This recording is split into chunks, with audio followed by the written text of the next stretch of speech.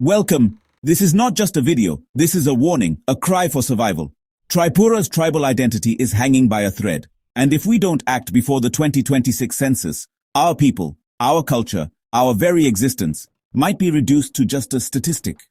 Or worse, be completely erased. Once upon a time, Tripura was a tribal majority kingdom. The Tiprasa were rulers, farmers and defenders of their ancestral land.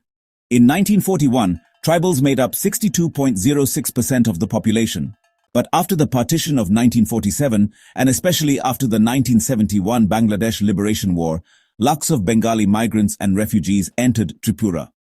By 1951, the tribal share fell to 48.65%, and by 2001, it dropped further to 31.05%. The 2011 census shows a slight rise to 31.78%, but no recent data confirms our current numbers. Meanwhile, the 1949 merger agreement, which brought Tripura into the Indian Union, promised to protect tribal land, culture and autonomy. But those promises have largely been broken. Today, in 2025, estimates suggest the tribal population is around 31%, out of a total population of about 4.16 to 4.2 million. From 62% or even 90% by some community estimates, we are now a vulnerable minority. The 2026 census is not just paperwork. It will decide our future for the next 10 years and beyond.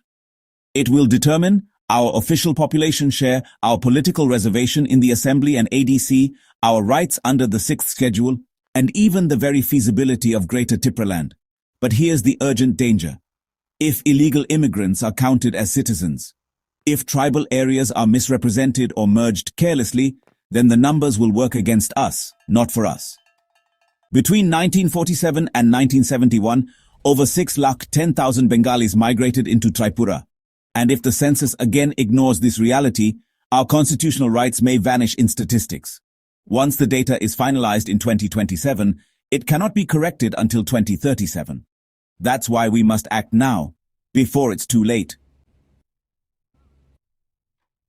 If we miss this chance, we risk the 125th constitutional amendment losing all momentum, village council elections being delayed or cancelled, illegal settlers dominating our autonomous district council zones, Tiprasa youth becoming refugees in their own homeland, and our language, dress, religion, even names being erased from official records. We will fight, but without data, without numbers, without proof, we will be ignored. We are not calling for violence, we are calling for unity. Strategy. Survival. Before 2026, we must demand immediate village council elections to revive grassroots tribal governance. Implementation of NRC with a Tripura-specific cutoff to identify and address illegal immigration. Domicile protection for indigenous communities to safeguard land and identity. Passage of the 125th constitutional amendment to enhance tribal autonomy. Fair tribal enumeration during the census. With community participation, observers, and transparent oversight. If we are not counted, we will be erased. Assam conducted NRC to identify genuine citizens. Telangana fought and won statehood for regional identity. Manipur's Meiteis are now demanding ST status to protect their future. Then why not Tripura? Why can't the sons of the soil, Tiprasa, stand up and demand constitutional justice? We are not asking for favors. We are demanding what is rightfully ours. They say history repeats itself, but this time we cannot afford to be history.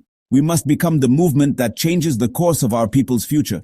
To every youth, every tribal elder, every village leader, the census will not wait, and neither can we. Let us rise together, or we may regret forever. Share this video. Use hashtag #SaveTripuraTribes. Tag your MLAs, MPs, and government officials. Organize in villages, schools, and online. Tripura can still be saved, but only if we act now, before the 2026 census begins, before the silence becomes permanent. Jai Tiprasa, Jai Tripura.